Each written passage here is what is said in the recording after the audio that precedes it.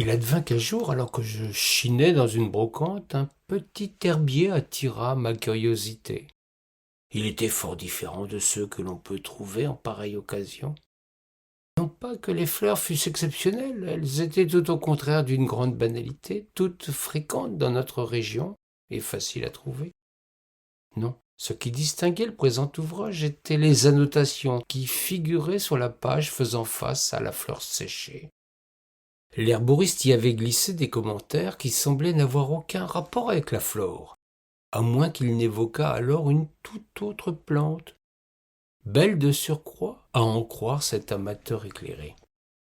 Chaque texte était précédé d'un titre, là encore un nom de fleur, même si celle-ci n'avait aucun rapport avec celle qui reposait sur la page de gauche. L'énigme me poussa à en faire l'acquisition pour élucider ce qui me paraissait être un mystère insondable. C'est donc à tête reposée que je me mis en quête d'élucider cette énigme florale.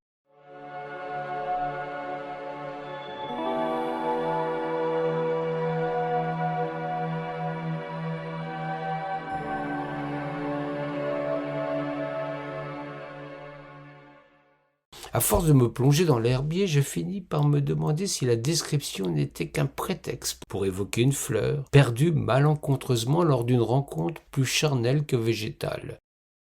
Le séducteur devait être un Don Juan à la main verte et à la langue fleurie. Il jetait son dévolu sur une demoiselle pourvu qu'elle portât un prénom de fleur. La destinée l'avait fait naître en une époque durant laquelle cette pratique était monnaie courante. Ainsi, Rose, Capucine, Jacinthe, Marguerite, Pâquerette, Églantine, Anémone, Camélia, Pétunia, Violette, Mélissa, Lila, Angélique, Marjolaine, Daphné et Pivoine eurent les honneurs de notre jardinier à la pratique assez curieuse. Non seulement il se mettait en chasse pour cueillir la fleur de la dame, mais il poussait le vice à la comparer à une autre plante, tant par ses réactions, son comportement, que ses particularités secrètes.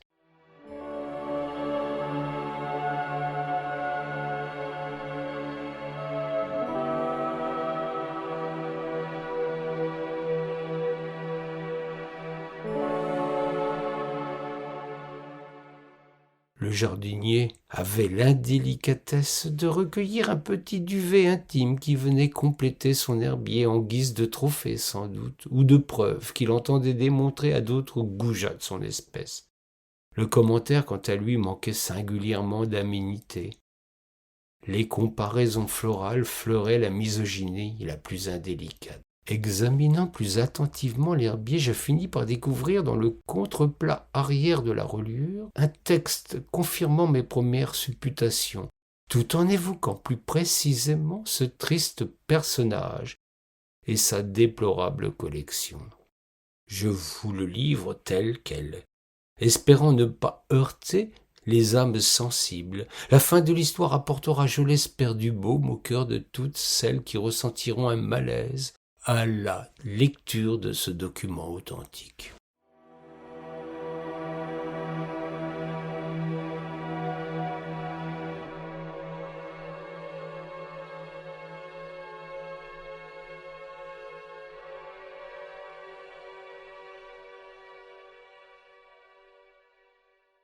Il s'appelait Florent, avait l'art consommé de dire des mots d'amour, de caresser les jouvencelles au prénom floral, par des bouquets de phrases, des compliments aimables et troublants.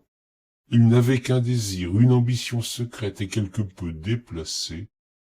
Il voulait être le premier, celui qui prenait leurs fleurs, un souvenir qui resterait à jamais dans l'esprit de celle qu'il ne reverrait plus. Ami de la grenouille, ce parfumeur légendaire, séducteur et meurtrier qui avait défrayé la chronique, Florent était fleuriste et poussait l'amour des fleurs au-delà du raisonnable. S'il avait la même passion pour la chair fraîche, pour les tendres et belles demoiselles, il se contentait de les déflorer puis de les abandonner à leur triste sort. Il les aimait intactes, sans la moindre flétrissure. Il les séduisait. n'usait jamais de ruse ni de violence vis-à-vis de celle qui allait finir par succomber pour devenir une nouvelle conquête et disparaître, la chose faite de son existence. Car tel était le travers du garçon, sa quête satisfaite. Il se désintéressait de la pauvrette. Il était chasseur, il faisait la cour pour alimenter sa collection, son petit herbier du tendre. Il se faisait tour à tour prédateur, bienveillant, collectionneur fétichiste, fleuriste symbolique, puis s'en allait alors sur la pointe des pieds, loin de la belle Alanguille et devenue femme. Il laissait en échange de son forfait une fleur, pour remplacer celle qu'il lui avait dérobée, et conserver d'elle quelques petits poils pubiens dans son herbier intime. Florent se prenait pour un poète. Il avait son propre langage fleuri. Chaque jeune fille hérétait d'une plante en rapport avec la manière dont s'était déroulé le défleurement. Ne riez pas. Nulle intention mesquine dans ce geste. Simplement l'envie de transmettre un message, de résumer par ce cadeau odorant le souvenir d'une longue traque, d'une patiente approche. Les Péronnelles n'avaient pas à regretter leur faiblesse. Elles avaient eu un amant attentionné, un preux chevalier qui leur octroyait 1001 caresses, dont il avait un savoir-faire consommé. Il les respectait, les rassurait, les entourait de tendresse et de douceur. Mais jamais il ne revenait. C'était un amour sans retour, un départ pour toujours. Florent se souvenait de chacune d'elles avec quelques notes glissées sur son curieux carnet, son trophée et le nom d'une fleur laissée sur la table de la belle endormie. C'est dans cet herbier mystérieux que j'ai glissé ce message, pour que d'autres connaissent son histoire. Florent évoqua d'abord cette tigresse qui lui avait laissé de belles traces sur le dos.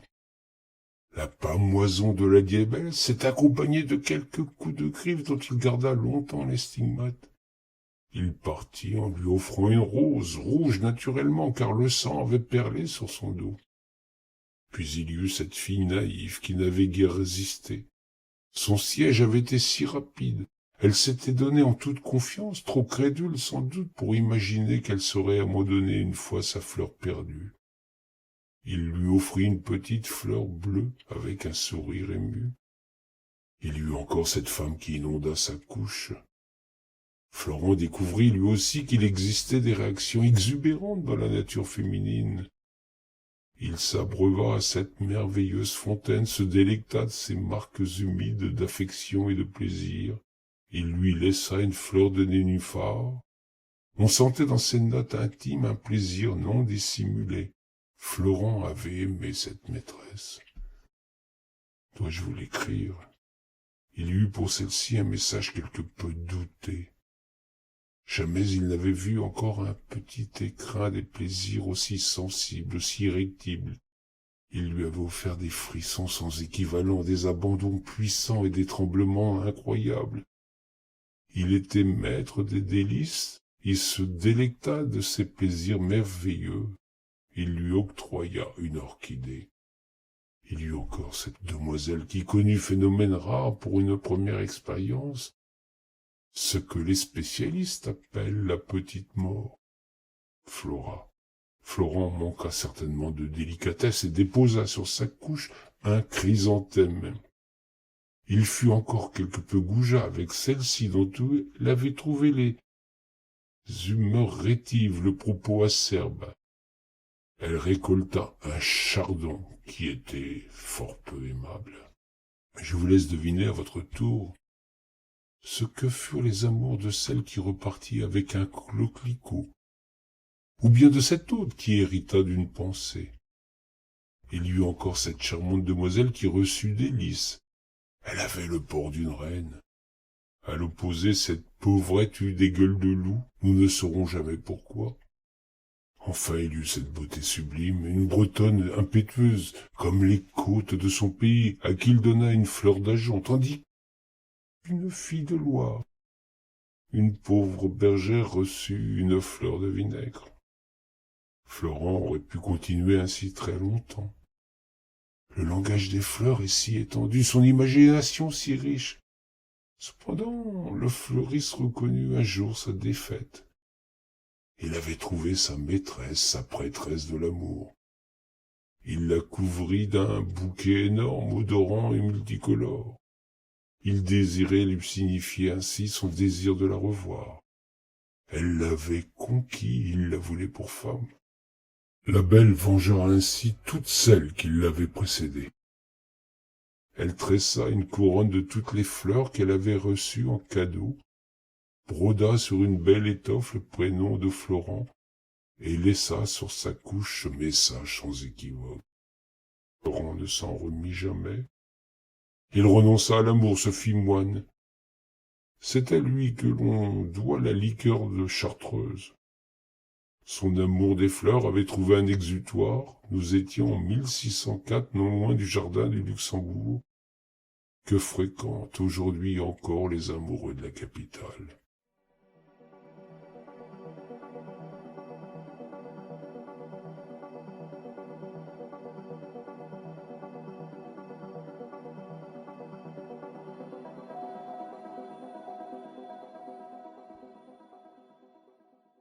La fin de ce texte me laissa pantois.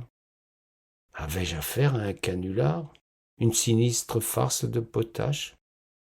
Je ne sais qu'en penser, et je vous laisse juge.